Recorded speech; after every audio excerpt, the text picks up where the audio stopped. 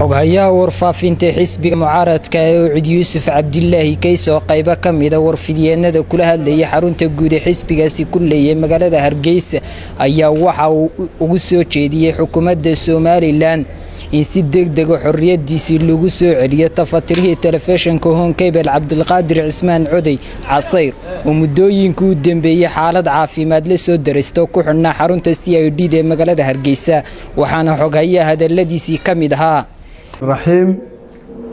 بادي أبا ومهتسنتين صحافة مدح بنان مالون والبوغو شقيسة قرن كودا سدا عدنما أبا ندي كما هلنا قيانا نقصوا بوغتين حفيز كيغا وحن دوني هل كان ما أنت باق خدرو باقا سوحو كسابسين يهي سيدين لو وضا صعونو وحا مدو إما كله لبا بلود كحرن حرونتا CID دا تفتريه هون كيبل TV عبدالقادر عودي صحوفي قاسو مركي لسوق بانيي صفة بعالمرسان شروع دا دالكا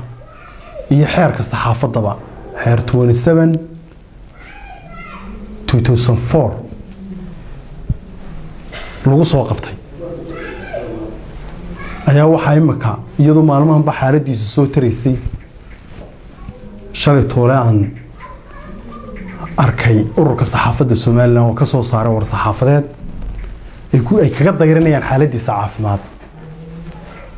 taasoo ay ku xuseen nuqulkooda in tiraba 5 jeer booliisku xaalad caafimaad u qaadeen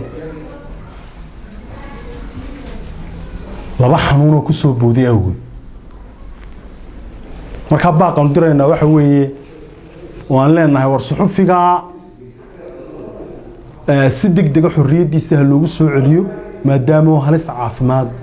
uu ku jiro sidoo kalena marka hore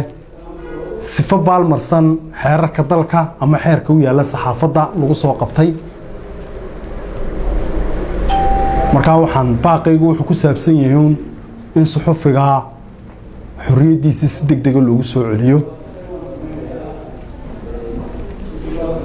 si xaaladiisa caafimaad naftiisa si loo badbaadiyo naftiisa waayo de naftiiba imaka taagan tahay mar haddii 5 jeer booliisku la tacaaleen xaaladiisa caafimaad sidaynu ku aragnay qoraalka ururka Soolja ay soo saareen waa digniin weyn weeye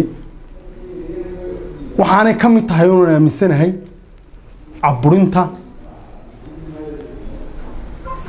iyo arjuuq leh ka socotay muddooyinkii u dambeeyay Soomaaliland ayay ka mid tahay waxaan leeyahay suxufiga